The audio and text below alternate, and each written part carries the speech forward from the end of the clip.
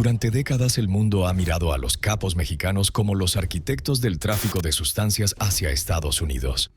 Pero lo que nadie te cuenta es que detrás de cada uno de esos imperios criminales que mueven toneladas de mercancía ilegal cada mes, existe una red invisible de mujeres que no solo sostuvieron el negocio, lo fundaron, lo financiaron y lo operaron mientras los hombres caían uno tras otro.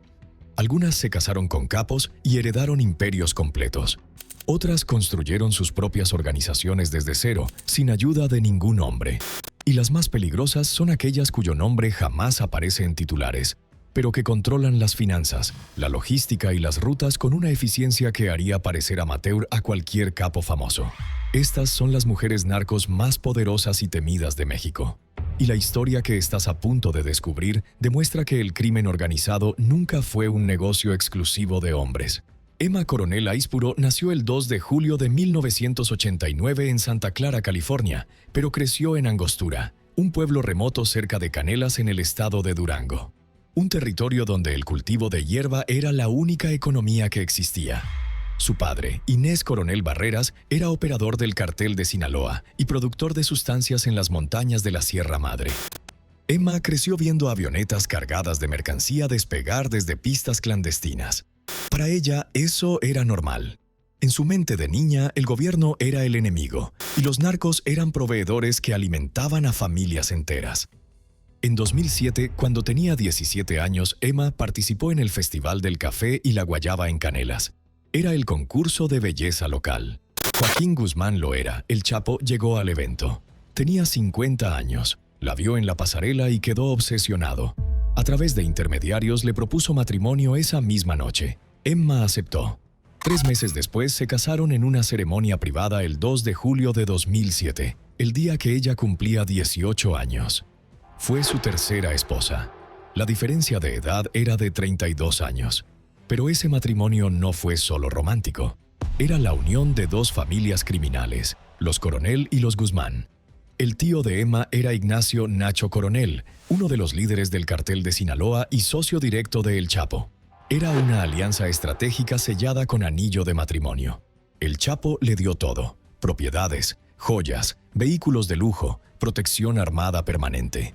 Pero también le dio un rol operativo. 4 años después de la boda, en julio de 2011, Emma cruzó la frontera hacia California. Estaba embarazada de gemelas. Se registró en el hospital Antelope Valley de Lancaster, al norte de Los Ángeles, bajo su nombre real. Lo que Emma no sabía era que agentes de la DEA la estaban vigilando desde que cruzó la garita de Caléxico. Habían instalado un operativo discreto alrededor del hospital. Querían seguirla para encontrar a El Chapo. El 15 de agosto de 2011, a las 3:50 de la tarde, nació la primera gemela. 1 minuto después, a las 3:51, llegó la segunda. María Joaquina y Emali Guadalupe Guzmán Coronel, ciudadanas estadounidenses por nacimiento, hijas del narcotraficante más buscado del planeta. En los certificados de nacimiento, Emma dejó en blanco el espacio para nombre del padre, pero no ocultó su propia identidad. Los agentes de la DEA fotografiaron todo. Siguieron a Emma durante semanas esperando que los llevara hasta El Chapo. Nunca lo hizo. Regresó a México con sus hijas y desapareció en las montañas de Sinaloa. Durante el juicio de Guzmán en Nueva York en 2019, testigos protegidos revelaron que Emma no era una esposa decorativa. Era mensajera activa del cartel. Cuando El Chapo fue capturado en febrero de 2014 en Mazatlán, Emma comenzó a coordinar comunicaciones entre su esposo encarcelado y sus hijos, conocidos como los Chapitos. Iván Archibaldo y Alfredo Guzmán necesitaban instrucciones directas de su padre para mantener el control del cartel, y Emma era el canal. Pero su participación más explosiva ocurrió en 2015. El 11 de julio de ese año, El Chapo escapó del penal de máxima seguridad del Altiplano a través de un túnel de 1,5 kilómetros que desembocaba directamente bajo la ducha de su celda. Durante el juicio en Nueva York, los fiscales presentaron evidencia de que Emma Coronel había coordinado partes clave de esa fuga. Compró un terreno cerca del penal a nombre de prestanombres. Facilitó comunicaciones encriptadas entre El Chapo y los ingenieros que excavaban el túnel. Y el día de la fuga, según testigos, entregó un dispositivo GPS especial que permitió a los excavadores localizar la celda exacta. Cuando Guzmán salió por ese túnel montado en una motocicleta adaptada sobre rieles, Emma estaba esperándolo en una casa de seguridad con sus hijas gemelas. Vivieron fugitivos durante 6 meses. Emma lo acompañó en su huida por las montañas de Sinaloa y Durango. Pero en enero de 2016, fuerzas especiales mexicanas con apoyo de la DEA capturaron nuevamente a El Chapo en Los Mochis. Esta vez no hubo tercera fuga. Fue extraditado a Estados Unidos en enero de 2017. El 22 de febrero de 2021, Emma Coronel fue arrestada en el Aeropuerto Internacional de Dulles en Virginia. Los cargos: conspiración para distribuir polvo blanco hacia Estados Unidos, también lavado de dinero y participación en la empresa criminal continua de su esposo. El 9 de junio de 2021 se declaró culpable de todos los cargos. Admitió que había sido mensajera del cartel, que coordinó parte de la fuga de 2015 y que lavó dinero proveniente del tráfico de sustancias. Fue sentenciada a 3 años de prisión, pero solo cumplió 2. Pero si Emma Coronel construyó su poder a través del matrimonio, hubo otra mujer que lo hizo de forma completamente diferente. Una mujer que no necesitó casarse con un capo para entrar al negocio, porque ella nació dentro de él. Su tío fundó el narcotráfico moderno mexicano. Su apellido abría puertas en Colombia, Miami y Los Ángeles. Y cuando la capturaron en 2007, los medios internacionales la llamaron por un apodo que parecía sacado de una telenovela. Sandra Ávila Beltrán nació el 16 de octubre de 1960 en Tijuana, Baja California. Pero su verdadero destino se escribió en su árbol genealógico. Su tío era Miguel Ángel Félix Gallardo, conocido como El Padrino, fundador del Cartel de Guadalajara y arquitecto del narcotráfico moderno mexicano. Su familia paterna estaba conectada con los Arellano Félix, fundadores del Cartel de Tijuana. Y su familia materna tenía vínculos con los hermanos Beltrán Leiva. Sandra creció rodeada de capos. Para ella, el tráfico de sustancias no era una opción, era herencia. Durante los años 80 trabajó en silencio como operadora logística. Tenía 20 años cuando comenzó a coordinar envíos pequeños de hierba desde Sinaloa hacia California. Pero Sandra era ambiciosa. Y en algún momento de finales de los 80 conoció a Ismael El Mayo Zambada, uno de los capos más poderosos del cartel de Sinaloa. Según expedientes de la PGR, mantuvieron un romance que le dio a Sandra acceso a la estructura completa del cartel. Aprendió rutas, contactos, métodos de transporte, sistemas de soborno. Era una estudiante perfecta del crimen organizado. A principios de los 90, Sandra conoció a Juan Diego Espinosa Ramírez, alias El Tigre, un capo colombiano que operaba para el cartel del norte del Valle. La atracción fue inmediata. El Tigre era el segundo hombre más importante de una organización que producía toneladas de polvo blanco cada mes. Sandra era la mexicana con los contactos perfectos para mover esa mercancía hacia Estados Unidos. Tuvieron un hijo juntos y construyeron un negocio que duraría casi 2 décadas. Su método era sofisticado. El Tigre coordinaba la producción en Colombia. Sandra organizaba el transporte marítimo por el Océano Pacífico. Los cargamentos salían de puertos colombianos en barcos pesqueros o cargueros comerciales legítimos, cruzaban aguas internacionales y desembarcaban en costas mexicanas de Sinaloa, Nayarit y Jalisco. Desde ahí la mercancía subía hacia la frontera con Estados Unidos, donde otras células la introducían a California, Arizona y Texas. Era una cadena logística impecable. Y Sandra era el eslabón que lo unía todo. Por eso le pusieron el apodo que la haría famosa, la Reina del Pacífico. Se estima que durante su época de mayor actividad, entre 1990 y 2005, Sandra movió al menos 9 toneladas documentadas de polvo blanco valoradas en millones de dólares. Pero las autoridades creen que la cifra real podría ser 10 veces mayor. Sandra operaba con un perfil que nadie esperaba de una narcotraficante. Vivía en Polanco, la zona más exclusiva de Ciudad de México. Manejaba vehículos de lujo, vestía ropa de diseñador, frecuentaba restaurantes caros donde comía con empresarios legítimos, tenía cirugías estéticas, usaba joyas carísimas y siempre mantenía una imagen impecable. Los medios la comparaban con personajes de telenovelas. Su belleza y elegancia contrastaban brutalmente con el negocio que manejaba. Pero Sandra nunca fue arrestada durante esos años. Era intocable, hasta que cometió un error. Empezó a ser demasiado visible.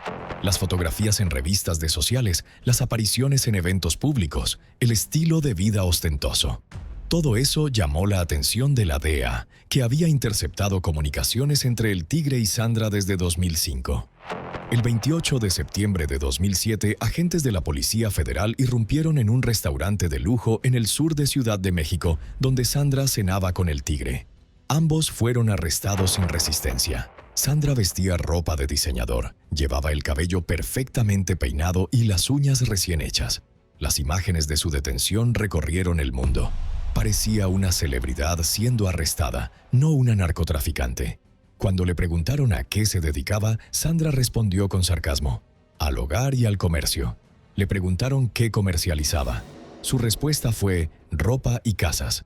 Fue recluida en el penal de Santa Marta, Acatitla, en Ciudad de México. Pero incluso en prisión mantuvo su estilo. Celda limpia, ropa impecable, maquillaje perfecto. Los medios la fotografiaban como si fuera una celebridad. Escribió un libro autobiográfico donde negaba la mayoría de los cargos y se presentaba como víctima de sus vínculos familiares. En 2013 fue extraditada a Estados Unidos para enfrentar cargos de conspiración. Pero en un giro inesperado, en 2015, un juez estadounidense ordenó su liberación por falta de evidencia directa. Regresó a México en libertad. Hoy Sandra tiene 65 años. Vive en Ciudad de México bajo vigilancia intermitente. Ha dado entrevistas donde insiste en que su participación fue mínima, que la juzgaron por su apellido, no por sus actos. Pero expedientes judiciales de Colombia y Estados Unidos dicen otra cosa: que durante 15 años fue una de las operadoras logísticas más eficientes del narcotráfico binacional. La diferencia con otros capos es que Sandra nunca tocó un arma. Su poder estaba en los contactos, las rutas y la capacidad de mover mercancía sin llamar la atención. Era la narco que parecía empresaria. Y precisamente por eso fue tan efectiva durante tanto tiempo. Pero mientras Sandra construía su imperio a través de relaciones con hombres poderosos, existía otra mujer que operaba bajo reglas completamente diferentes. Una mujer que nunca buscó la fama, que nunca dio entrevistas, que nunca apareció en fotografías públicas. Su apellido era sinónimo de violencia extrema. Sus hermanos fundaron el cartel más brutal de los 90. Y cuando todos cayeron capturados o eliminados, ella tomó el control. No porque fuera la más violenta, sino porque era la única que entendía cómo convertir billetes manchados en imperios legales. Enedina Arellano Félix nació en Mazatlán, Sinaloa, en 1960. Es la hermana menor de los fundadores del Cartel de Tijuana, Ramón, Benjamín, Francisco Javier y Eduardo Arellano Félix. Creció en una familia donde el tráfico de sustancias era el negocio familiar. Sus hermanos construyeron uno de los carteles más violentos y poderosos de México durante los años 80 y 90. Controlaban la frontera de Tijuana con California, el corredor más lucrativo hacia Estados Unidos. Y Enedina estaba ahí desde el principio, pero nadie la veía. Mientras sus hermanos aparecían en titulares, ejecutaban rivales y peleaban guerras territoriales brutales contra el cartel de Sinaloa, Enedina manejaba las finanzas. Era contadora de profesión. Entendía de flujos de capital, lavado de dinero, inversiones, empresas fachada. Su rol era convertir millones de dólares en efectivo provenientes del tráfico de sustancias en activos legales. Y lo hacía con una precisión quirúrgica que impresionaba hasta a los investigadores federales. Durante los años 80 y 90, la familia Arellano Félix gastó más de 1.100 millones de pesos comprando 23 propiedades en Jalisco. Casas, mansiones, terrenos que juntos medían 2 veces el tamaño de la cancha del Estadio Azteca. Enedina coordinaba todo. Compraban propiedades a nombre de prestanombres. Las vendían entre miembros de la familia para crear capas de separación legal. Donaban terrenos a amigos cercanos, construían desarrollos inmobiliarios con dinero del cartel, pero papeles impecables. Era un sistema de lavado tan sofisticado que cuando la PGR intentó decomisarlas décadas después, jueces ordenaron devolverlas por falta de pruebas de origen ilícito. El cartel de Tijuana llegó a controlar hasta el 40% del polvo blanco que entraba a Estados Unidos durante los 90. Pero esa época dorada terminó violentamente. Ramón Arellano Félix, el brazo armado del cartel conocido por su brutalidad extrema, fue eliminado por la policía en Mazatlán en 2002. Benjamín, el líder operativo, fue capturado ese mismo año. Francisco Javier fue arrestado en 2006. Eduardo cayó en 2008. Uno tras otro, los hermanos Arellano Félix fueron capturados, extraditados o eliminados. Y el cartel debía seguir operando. Enedina asumió el liderazgo completo alrededor de 2008. No porque fuera la más violenta, sino porque era la única que entendía cómo funcionaba realmente el negocio. Reestructuró el cartel bajo un modelo más discreto. Eliminó la violencia ostentosa que había caracterizado a sus hermanos. Negoció treguas tácitas con rivales. Diversificó las operaciones más allá del polvo blanco, otras sustancias peligrosas y tráfico de personas. Y mantuvo las rutas activas pagando lo necesario a quien fuera necesario. Los agentes de la DEA la apodaron la jefa y la narcomami. Era la primera mujer en liderar un cartel mexicano importante, no por matrimonio o herencia pasiva, sino por capacidad real. Pero Enedina operaba desde las sombras absolutas. No daba entrevistas, no aparecía en fotos públicas, no frecuentaba lugares ostentosos, vivía en casas discretas, manejaba vehículos comunes, vestía ropa normal. Era invisible. Y precisamente esa invisibilidad le permitió mantenerse en libertad mientras otros capos caían. Hasta hoy, en 2026, Enedina Arellano Félix nunca ha sido capturada. Existen órdenes de aprehensión en México y Estados Unidos. Hay recompensas millonarias por información que lleve a su arresto. Pero nadie sabe exactamente dónde está. Se especula que vive entre Tijuana y Mazatlán, que sigue operando células del cartel de Tijuana, ahora aliadas con el cartel Jalisco Nueva Generación. Tiene 66 años y es la última Arellano Félix en libertad. Su caso demuestra algo inquietante. Las mujeres que lideran con inteligencia en lugar de violencia pueden permanecer invisibles durante décadas mientras las autoridades persiguen a los capos ruidosos. Y hablando de invisibilidad, existe otra mujer cuya historia reciente la convierte en una de las más relevantes del narcotráfico actual. Hace apenas 11 meses salió de prisión después de 6 años encerrada. Su esposo es el hombre más buscado de México, líder del cartel más violento del país. Y cuando ella recuperó su libertad en febrero de 2025, el mensaje fue claro. El negocio sigue operando sin importar quién caiga. Rosalinda González Valencia nació en 1990 en Jalisco.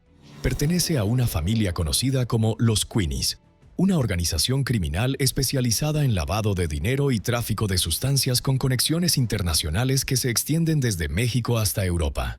Su hermano, Abigael González Valencia, fue uno de los principales financieros del cartel Jalisco Nueva Generación antes de ser capturado y extraditado. Rosalinda creció en ese ambiente y a mediados de los 2000 conoció a Nemesio Oseguera Cervantes, alias El Mencho, fundador y líder absoluto del CJNG, el cartel más violento de México actualmente.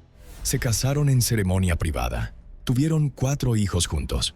Pero Rosalinda no era solo la esposa del capo más buscado de México. Era operadora financiera activa dentro de los Queenies y enlace directo entre esa organización y el CJNG. Su rol específico, mover dinero.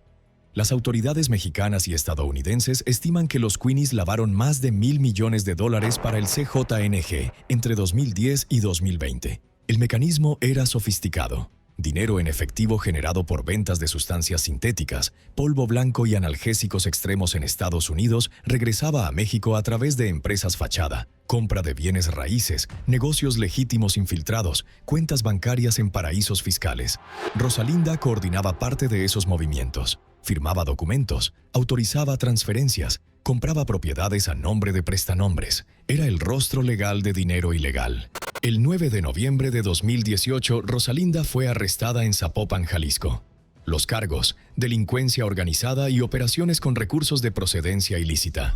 Fue recluida en el Centro Federal de Readaptación Social número 16 en Morelos, conocido como CPS Morelos. Durante 6 años permaneció encarcelada mientras el Mencho seguía prófugo, coordinando operaciones del CJNG desde escondites en las montañas de Jalisco y Michoacán. Su organización se expandió durante esos años hasta controlar territorios en al menos 23 estados mexicanos. Pero el 27 de febrero de 2025, Rosalinda salió en libertad. Había cumplido su sentencia completa de 6 años y 4 meses. Las imágenes de su liberación mostraron a una mujer de 35 años saliendo del penal entre medidas de seguridad extremas. Se subió a un vehículo blindado y desapareció. La jefa estaba libre.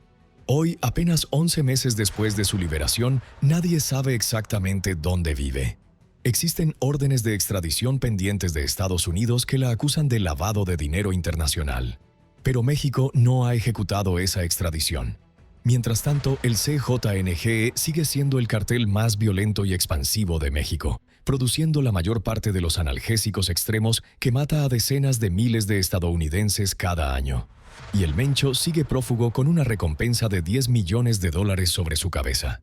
Pero todas estas mujeres, Emma, Sandra, Enedina y Rosalinda, son rostros conocidos. Sus nombres aparecieron en titulares internacionales. Sus fotografías circularon por medios.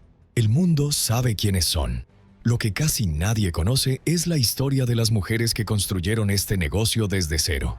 Las pioneras, las que operaban cuando México ni siquiera era considerado un país productor importante. Y la más poderosa de todas ellas manejó el mercado completo de analgésicos extremos en Ciudad de México durante 40 años. Desde su celda en prisión, mientras comía con guardias que ella misma compraba. Su apodo te dirá todo sobre su apariencia física, pero nada sobre su poder real. María Dolores Esteves Zuleta nació en 1906 en Ciudad de México. Su apodo, Lola la Chata, venía de su baja estatura. Medía menos de 1,50 m, pero lo que le faltaba en altura lo compensaba con una ambición criminal que la convertiría en la narcotraficante más poderosa de México durante casi 4 décadas. Lola heredó el negocio de su madre, que vendía amapola y analgésicos extremos en pequeñas cantidades en barrios del centro de Ciudad de México durante los años 20. Pero Lola tenía visión empresarial. Durante los años 30 y 40 transformó el negocio familiar en un imperio que dominó completamente el mercado de analgésicos extremos en la capital mexicana. Controlaba desde la producción hasta la venta callejera. Compraba pasta de amapola producida en las montañas de Sinaloa y Durango. La procesaba en laboratorios clandestinos en Ciudad de México. Y luego la distribuía a través de una red de vendedores que trabajaban exclusivamente para ella. En su momento de mayor poder, Lola controlaba el 90% de la analgésicos extremos que se vendía en Ciudad de México. También exportaba hacia Estados Unidos a través de contactos en la frontera. Para los años 40, Lola era considerada enemiga pública número 1 por autoridades estadounidenses y mexicanas. Pero lo más impresionante de Lola no era su imperio, era su capacidad de operar desde prisión. Fue arrestada múltiples veces entre 1934 y 1960. Pasó años en el penal de Lecumberri, conocido como el Palacio Negro, la prisión más temida de México. Pero incluso encerrada seguía coordinando su red. Compraba guardias con sobornos que equivalían a 3 meses de su salario oficial entregados cada semana. Compraba funcionarios del gobierno. Compraba directores del penal. Tenía teléfono privado en su celda cuando eso era tecnología de lujo. Recibía visitas de sus operadores disfrazados como familiares. Daba órdenes. Y la mercancía seguía moviéndose como si ella estuviera en la calle. En una ocasión, autoridades descubrieron que Lola vendía analgésicos extremos directamente desde su celda en Lecumberri a visitantes que llegaban con el pretexto de ser familiares. Compraban la sustancia, la escondían y salían caminando por la puerta principal. Los guardias lo sabían, pero nadie hacía nada porque todos estaban en la nómina de Lola. La corrupción que permitía esto era total. Lola pagaba sobornos que alcanzaban hasta el nivel de secretarios de Estado y gobernadores. Algunos historiadores estiman que durante los años 40 y 50, Lola la Chata movía el equivalente a millones de dólares anuales solo en Ciudad de México. Para una mujer de 1,48 m de estatura que apenas sabía leer, era una hazaña criminal extraordinaria. En 1960, ya con 54 años, Lola fue arrestada por última vez. Esta vez las autoridades decidieron mantenerla permanentemente encarcelada en un intento desesperado por desmantelar su red. Pero incluso eso fracasó. Lola siguió operando desde prisión hasta que murió en 1959, aunque algunas fuentes contradictorias dicen que fue en 1964. Su funeral fue discreto. Nadie escribió su biografía oficial. Los periódicos apenas mencionaron su muerte. Pero Lola la Chata había hecho algo que ningún hombre logró en su época: controlar completamente un mercado urbano de sustancias durante 40 años, operar desde prisión sin interrupciones y nunca delatar a un solo socio. Era la abuela del narcotráfico mexicano moderno, y casi nadie conoce su nombre. Pero si Lola dominó Ciudad de México en los 40 y 50, hubo otra mujer que comenzó décadas antes, en una época donde México acababa de salir de una revolución sangrienta, donde el gobierno apenas existía en zonas fronterizas y donde una mujer visionaria vio una oportunidad en la prohibición estadounidense del alcohol. Su casa se convirtió en el centro del contrabando hacia Texas. Su nombre era sinónimo de poder en Ciudad Juárez, y cuando murió a los 76 años, lo hizo como empresaria respetada. Nunca pasó un solo día en prisión, porque ella no solo compraba guardias, compraba el sistema completo. Ignacia Yasso González nació en 1889 en Ciudad Juárez, Chihuahua. Conocida como La Nacha, fue literalmente la primera mujer narcotraficante de México y probablemente de toda América Latina documentada. Comenzó su negocio en 1920, justo cuando Estados Unidos implementó la ley seca que prohibió el alcohol. La Nacha vio la oportunidad inmediatamente. Si los estadounidenses no podían beber legalmente, pagarían cualquier precio por alcohol contrabandeado desde México. Y también por amapola, que empezaba a popularizarse como sustancia medicinal y recreativa. Estableció su base de operaciones en Ciudad Juárez, justo frente a El Paso, Texas. Su casa en la calle Ugarte se convirtió en el centro neurálgico del tráfico de alcohol, amapola y analgésicos extremos hacia Estados Unidos. La Nacha coordinaba todo personalmente: la compra de mercancía en el interior de México, el almacenamiento en bodegas clandestinas en Juárez, el cruce por el Puente Internacional Santa Fe, el pago de sobornos a autoridades mexicanas y estadounidenses. Era una empresaria criminal completa operando en una época donde las mujeres ni siquiera tenían derecho al voto en México. Ese derecho no llegaría hasta 1953. Su negocio floreció durante los años 20, 30, 40 y 50. 4 décadas de operación continua. La Nacha cultivó relaciones con políticos locales, militares, policías federales y empresarios legítimos que usaban su dinero para invertir en negocios legales. Su casa era visitada abiertamente por autoridades que llegaban a recoger sus sobornos mensuales. Todo era tan descarado que algunos historiadores dicen que la Nacha operaba prácticamente con licencia gubernamental. Era la prueba viviente de que el narcotráfico mexicano nunca fue posible sin complicidad total del Estado. Nunca fue arrestada. Nunca enfrentó un solo cargo. Nunca pasó un día en prisión. Y cuando murió en 1965 a los 76 años, lo hizo en su casa, rodeada de familia, como una empresaria respetada de Ciudad Juárez. Su funeral fue multitudinario. Algunos registros dicen que hasta autoridades locales asistieron a presentar sus respetos. La Nacha había construido el primer cartel moderno de México, y lo hizo siendo mujer en una época donde eso era casi imposible. Su legado fue transmitido. Muchos capos que surgieron en los 60 y 70 habían aprendido el negocio trabajando para la Nacha o sus herederos directos. Pero todas las mujeres que has conocido hasta ahora tienen algo en común. Sus nombres eventualmente aparecieron en expedientes públicos, en titulares, en libros. Sus historias fueron documentadas. Pero existen operadoras dentro de los carteles cuya identidad permanece clasificada. Mujeres sin apellido público, sin fotografías confirmadas, sin órdenes de aprehensión oficiales, y sin embargo manejan operaciones diarias que mueven toneladas de mercancía cada mes. Una de ellas trabajó como lugarteniente de uno de los hijos del Chapo durante 3 décadas, y nadie sabe cómo se ve su cara. Guadalupe es un nombre sin apellido público. Es una mujer cuya identidad completa permanece clasificada en expedientes de la DEA y la Fiscalía General de la República de México. Lo que se sabe de ella proviene de testimonios indirectos de testigos protegidos, informes desclasificados parcialmente y conversaciones interceptadas que mencionan su nombre sin revelar más datos. Guadalupe fue lugarteniente de Alfredo Guzmán Salazar, conocido como Alfredillo, uno de los hijos de El Chapo durante 3 décadas. Mientras los chapitos aparecían en titulares y se volvían objetivos de captura prioritarios, Guadalupe operaba en silencio absoluto manejando el día a día del cártel. Su rol era logístico y operativo. Coordinaba laboratorios clandestinos de metanfetaminas en las montañas de Sinaloa.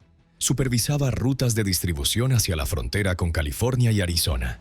Manejaba células de trabajadores que empacaban, transportaban y entregaban mercancía. Y resolvía problemas operativos, pagos atrasados de distribuidores, mercancía perdida en tránsito, traidores dentro de la organización que debían ser eliminados. Era la gerente operativa que permitía que el negocio funcionara mientras los jefes se escondían de las autoridades o negociaban con rivales. Lo impresionante de Guadalupe es su longevidad. Trabajó para Alfredillo durante 30 años sin ser arrestada una sola vez.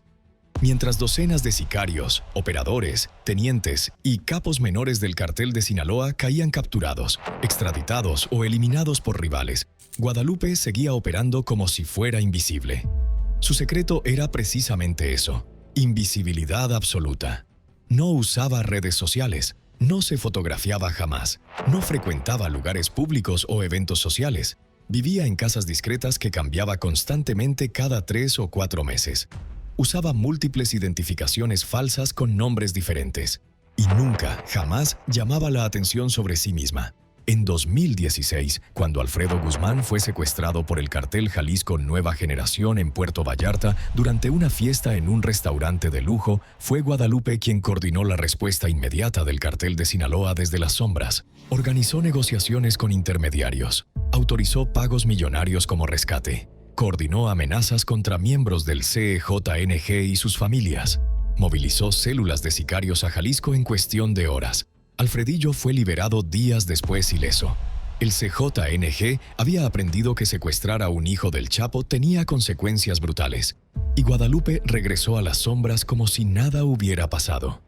Hasta hoy no existe una sola fotografía confirmada de Guadalupe disponible públicamente. No hay orden de aprehensión con su nombre completo. No hay recompensa oficial.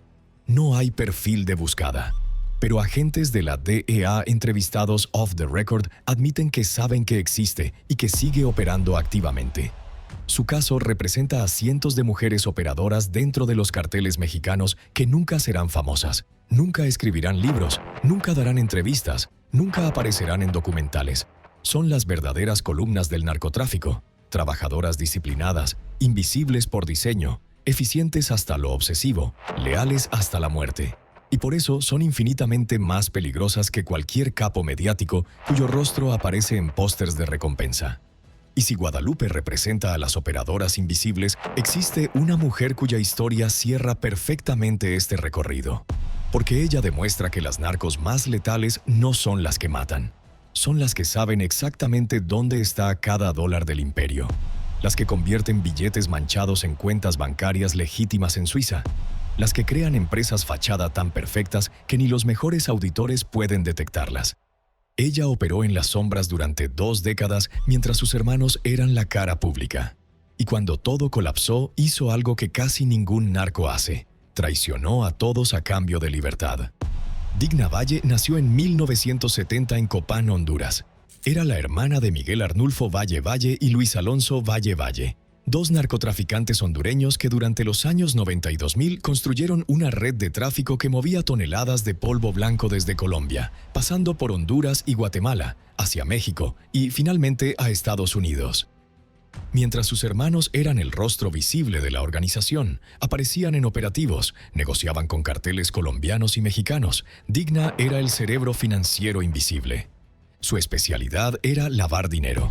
Y lo hacía con una sofisticación que impresionó hasta a los investigadores más experimentados de la DEA cuando finalmente descifraron sus métodos. Digna creó una red de empresas fachada en Honduras, Guatemala, México, Panamá y Estados Unidos. Negocios de bienes raíces, gasolineras, tiendas de ropa, restaurantes, constructoras, importadoras. Todo legal en apariencia. Cada empresa tenía licencias correctas, pagaba impuestos, generaba facturas. Pero cada una servía para introducir dinero ilegal al sistema financiero formal. Su método era multicapa. Compraba propiedades inmobiliarias a precios deliberadamente inflados usando dinero del narcotráfico. Facturaba servicios completamente inexistentes entre empresas que ella misma controlaba bajo diferentes nombres para justificar transferencias millonarias. Movía fondos a través de bancos en paraísos fiscales del Caribe y Centroamérica, donde las regulaciones eran prácticamente inexistentes. Creaba préstamos falsos entre sus propias empresas para generar papeles que justificaran movimientos de capital.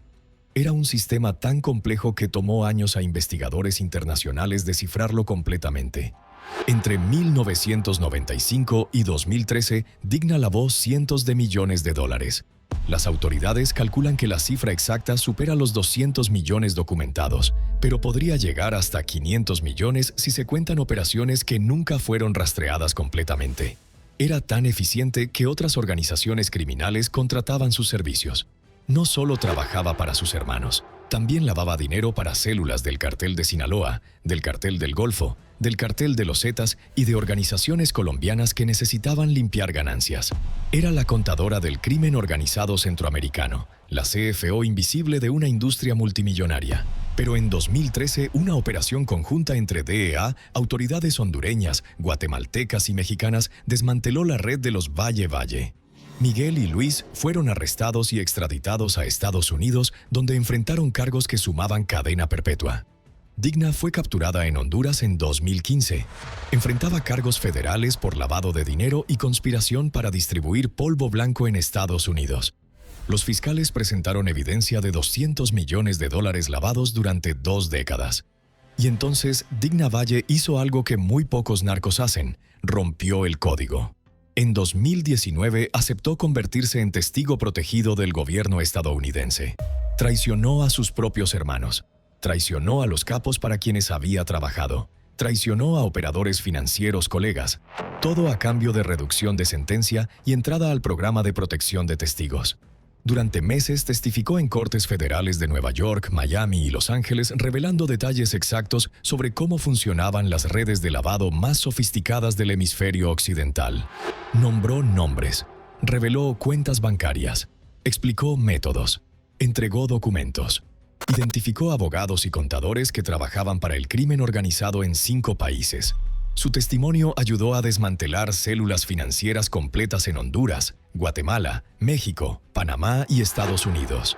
Permitió el decomiso de propiedades valoradas en más de $100 millones y envió a prisión a docenas de operadores que creían estar protegidos por capas de empresas fachada. Digna cumplió apenas 5 años de prisión en una instalación de baja seguridad en Estados Unidos. En 2020 fue liberada y entró formalmente al programa de protección de testigos WITSEC. Hoy vive bajo identidad completamente falsa en algún lugar de Estados Unidos. Tiene 56 años. Su rostro fue alterado con cirugías. Su nombre real ya no existe legalmente. Y vive con seguridad permanente porque docenas de organizaciones criminales la quieren eliminada por traidora.